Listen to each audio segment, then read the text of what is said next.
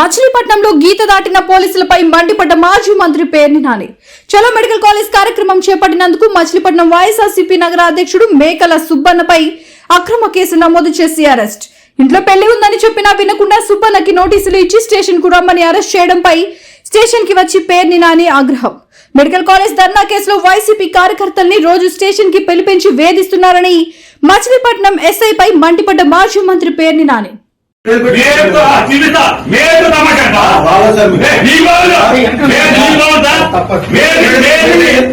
తమాషా అంటావా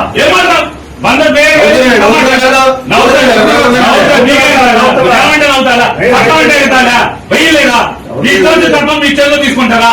రోజు చేతికి వస్తారా? చేస్తారా?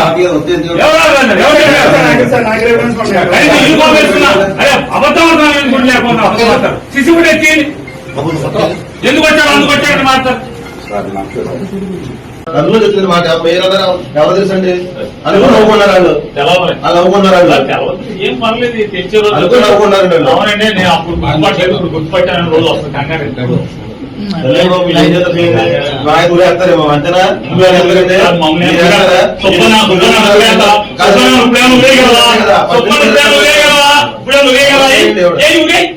నీ జాగ్రత్త నువ్వే సుబ్బన్ నువ్వేం చేయగలవు?